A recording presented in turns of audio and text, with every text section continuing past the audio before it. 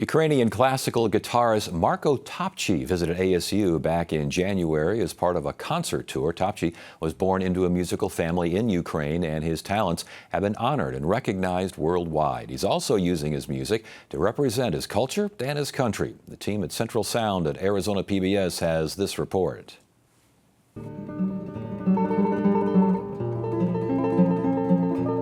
For guitarists all over the world, there's one competition that stands out from the rest: the Guitar Foundation of America's International Concert Artist Competition.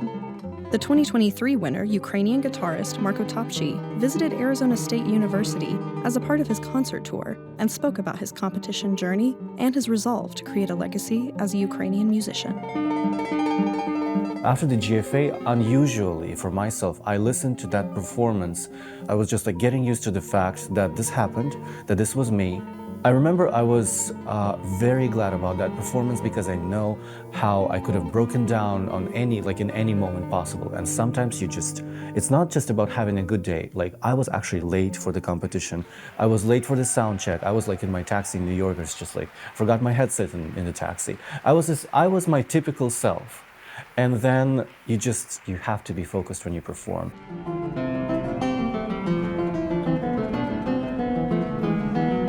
The GFA stands for Guitar Foundation of America, and it has been an organization that supports the classical guitar internationally. In existence since 1973, so 52 years as of this year. The thing that I think carries the most international intrigue is the competition. And this competition has become somewhat of the international championship for classical guitar. And it attracts the top young players from around the world. They come really seeking the prize, which is not just cash, cash is great, but it's a big concert tour. I decided to use a lot of competitions as my means of development. I actually had to learn how to play the way I like or the way I need to. Because when you're on stage at a competition, when you know that people are not only listening to you, but actually heavily evaluating you, it becomes such a, I would say, mind-bending thing that you sometimes want to just surrender. So not surrendering your thinking is actually a very important skill that I have to learn to develop. Marko stands out not just because he was a winner. He stands out because he's an artist, and he has been from the day I met Marko. Through his years competing, he won a ridiculous number of competitions, and then he also didn't win probably also a ridiculous number of competitions. In a competition, sometimes the safer player wins. There's absolutely nothing safe about Marko. What we're safe with Marko is that he's going to do something that we haven't seen before.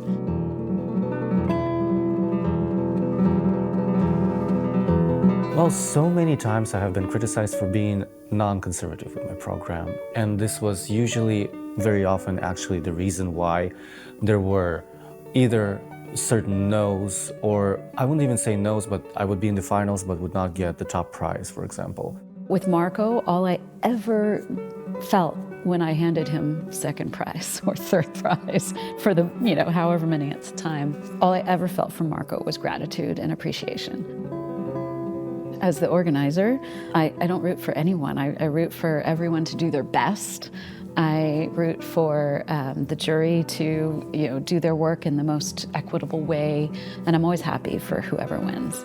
But I will say that there was a little extra happiness when I got to hand him the #1 prize, and the world was there to celebrate with him. I was really happy for him in that moment. And he has officially competed with us for the very last time. First prize, Marko Topci from Ukraine.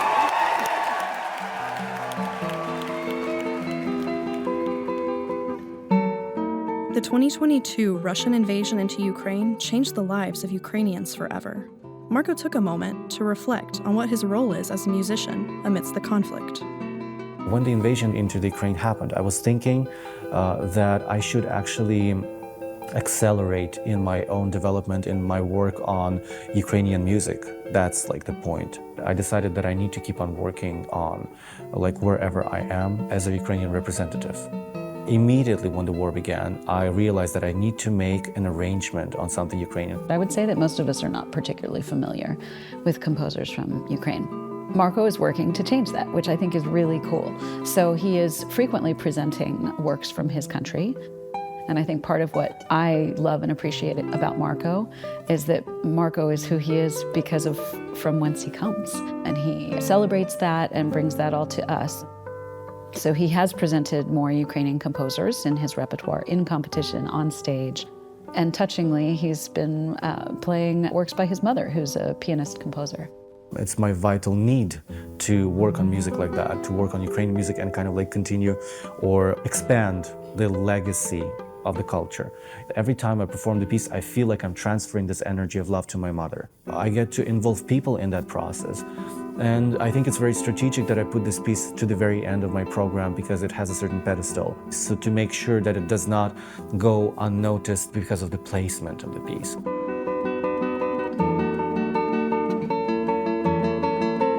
The situation is just like so intense. Literally, one of the first rockets that hit my city, which is the capital of Ukraine, if you don't know what's happening, you don't know if Ukraine will be actually captured altogether and people will be repressed, for example, for who they are or what they think. It could have been easily possible had not the Ukrainians decided to defend themselves. A lot of fates have been changed, including those that just had to relocate, change of plans, major change of plans for everyone. To me, it spoke that I have to mobilize myself and that I actually have to accelerate and I have to be responsible. It's very, very different from the person that I was before the invasion. And all that together makes you understand that all these drone bombings and shellings, they are real and they're not just happening somewhere else. But I think by being a Ukrainian and by being able to communicate with people after concerts or in my social media space, which is right the place to discuss those things that are global, I think it's an opportunity.